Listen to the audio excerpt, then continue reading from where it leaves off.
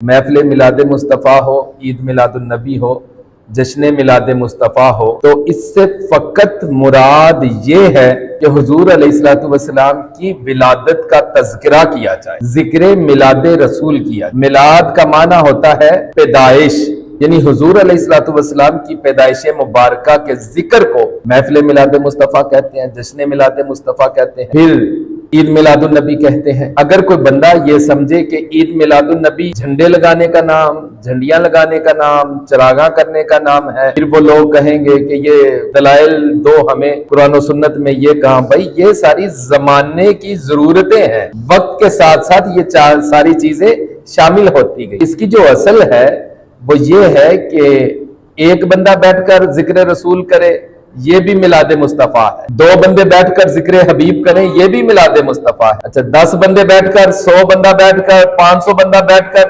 ذکر حبیب خدا کریں تو یہ بھی میلاد مصطفیٰ ہے۔ یہاں کمرے میں، اندر میں، مسجد میں بیٹھ کر ہم ذکر رسول کرتے ہیں، یہ بھی میلاد مصطفیٰ ہے۔ اور اگر باہر نکل کر سڑک پہ جا کے، روڈ پہ جا کے، کسی گلی میں جا کر ہم رسول اللہ کا ذکر کریں، وہ بھی ذکر میلاد مصطفیٰ، یہ اس کی اصل ہے۔ اب باقی جتنی چیزیں ہیں وہ وقت کے ساتھ ساتھ اس میں شامل کی گئی، اور ہم ہرگز ان تمام چیزوں کے حامی نہیں ہیں۔ جو اصل ہے بس اس کی ہم پرچار کریں گے۔ اگر کوئی بندہ، کوئی بچہ یا جس کو پتہ نہیں ہے تو ہمارا فرض ہے بتا دینا۔ آگے کوئی عمل کرتا ہے نہیں کرتا اس کی اپنی مرضی ہے۔ اگر کوئی بچہ غلطی سے کسی نالی کے اوپر پھٹے ڈال کر، اس کے اوپر بورا ڈال کر وہ شبیہ کعبہ رکھ دیتا ہے یا شبیہ روضہ رسول رکھ دیتا ہے تو وہ اس کی غلطی ہے، ایسا نہیں کرنا چاہیے۔ بھائی آپ دیکھیں تو صحیح، کعبے کو کس جگہ پہ رکھ رہے ہیں آپ؟ بے شک وہ شبیہ صحیح، اصل کعبہ تو وہاں پہ ہے، اصل گنبد خضرا تو وہاں پہ ہے، لیکن اگر ان کی شبیہیں بنا کر ہم نالیوں کے اوپر رکھ دیتے ہیں تو یہ اصل کے اعتبار سے بھی غلط ہے کہ ہم تو رسول اللہ کی آمد کی خوشی منا رہے ہیں، لیکن اس خوشی میں ہم کر کیا رہے۔ اور اگر کسی جگہ پہ جلوس کے نام پر خواتین شامل ہو جائیں، جلوس کے نام پر کوئی گانے لگا رہا ہے، جلوس کے نام پر ہر وہ کام جو شریعت سے ٹکرا رہا ہو اگر کہیں پہ وہ ہوتا ہے تو ہم قطعاً اس کے حامی نہیں، ہم ان کی اتنی ہی مخالفت کرتے ہیں جتنے دوسرے لوگ ان کی مخالفت کرتے ہیں۔ اور اللہ کا شکر ہے شاید ارد گرد کے سارے گاؤں جو ہے ان میں سے شاید سب سے بہتر جلوس ہمارا ہوتا ہے۔ ہم اللہ کا شکر ہے درود و تلاوت کلام پاک سے شروع کرتے ہیں، قبرستان کے قریب جاتے ہیں تو ہم وہاں کھڑے ہو کر فاتحہ پڑھتے ہیں، اور کئی مرتبہ میں نے کھڑے ہو کر وہاں پہ کتنی مرتبہ 11-12 مرتبہ درود و سلام پڑھایا۔ ہم آتے جاتے مصطفیٰ کا ذکر کرتے ہیں۔ ہمارے ہاں قطعاً کوئی بینڈ باجا شامل نہیں ہوتا، کوئی آتش بازی شامل نہیں ہوتی، اور میں تو اعلان کرتا ہوتا ہوں کہ بھائی آپ میلاد جلوس نکالنا ہے تو سارے باوضو ہو جائے، کہ ہم نے رسول کا ذکر سننا سنانا ہے تو سارے باوضو ہوں۔ آپ احباب بھی اس کی کوشش کریں۔ اور ایک بڑی جو خاص اہمیت کی حامل ہے، ایک مرتبہ آج سے 4-5 سال پہلے کی بات ہے، اتفاق سے ہو گیا تھا، نماز ظہر جو تھی وہ مسجد انصاریہ کے پاس اذان ہو رہی، ہم نے سوچا چلے ہم جلوس لے کر چلتے ہیں، جامع مسجد میں جا کر نماز پڑھتے ہیں۔ میں ممبر رسول پر بیٹھا ہوں، ہمارے مخالفین سچی بات ہے آج تک مجھے وہ بات سناتے ہیں، آپ کا جلوس جاری تھا، آپ نے نماز کو چھوڑ دیا تھا۔ اللہ وہ ایک مرتبہ ہوا، چلے غلطی لگ گئی، مجھے، ہمیں سب کو غلطی لگ گئی، لیکن اس کے بعد قطعاً ایسا ہم نے نہیں کیا۔ بھائی میں جانتا ہوں اگر نماز کے لیے طواف کعبہ رک سکتا ہے تو آپ کا اور میرا جلوس کیوں نہیں رک سکتا؟ تو کوشش یہ کرتے ہیں ہم مسجد انصاریہ میں نماز ظہر ادا کر کے پھر آگے جلوس چلایا جائے اگر وقت نہ ہو۔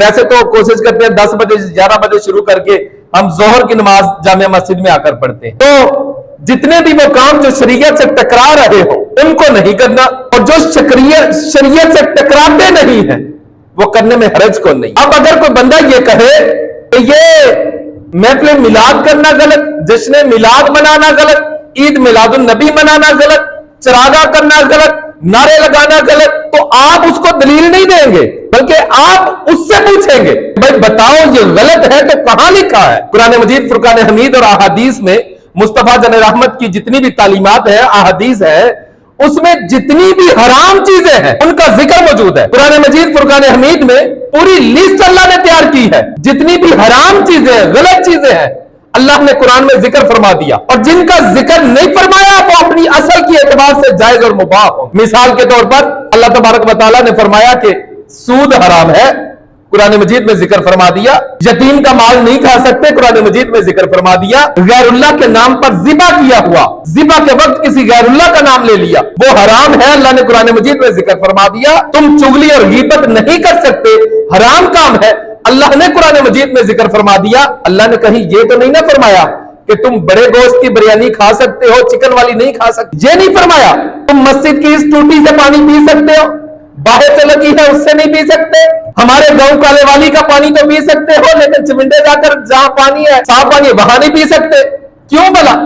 ये सारी चीजें जायज है, ये अपनी असल के एतबार से जायज है। तो जितनी हराम चीजें हैं उनका कुरान मजीद में जिक्र कर दिया गया है। अब अगर कोई बंदा किसी चीज को नाजायज या हराम कहे तो दलील हम नहीं देंगे कि भाई नहीं नहीं ये चीज जायज है, नहीं, दलील उससे मांगी जाएगी कि भाई तू बता जश्न मिलाद मनाना गलत है, नाजायज है, बिदात है, हराम है, तू बता दलील कौन सी है। और अगर कोई दलील पेश करे, कुरान की सही आयत हो, सही हदीस हो, हम मानने के लिए तैयार हैं। सिर्फ आज नहीं, क़यामत तक के लिए, जब तक अल्लाह ने जिंदगी दी है।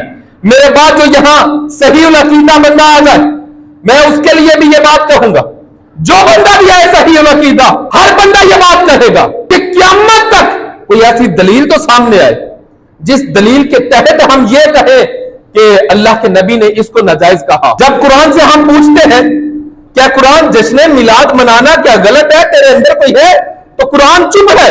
मुस्तफा जरे रहमत सल्लल्लाहु अलैहि वसल्लम की अहदीस की मौत पर कुतुब 106 तकरीबन किताबें, हदीसों की किताबें हैं दुनिया में। हम उन तमाम किताबों से पूछते हैं कि क्या जश्न मिलाद मनाना गलत है? हदीस और हदीस की सारी किताबें चुप है, कहीं पे कोई ऐसी दलील नहीं। हम उम्मत के खुलफाए राशिदीन महदीयीन से पूछते हैं, बताओ भैया ऐसा कुछ है? चुप है, किसी ने इसको गलत ना कहा। तो अब जो बंदा इसको गलत कह रहा है उससे पूछा जाएगा बता दलील ला तू। अगर गलत है तो कुरान और सुन्नत में कहां लिखा?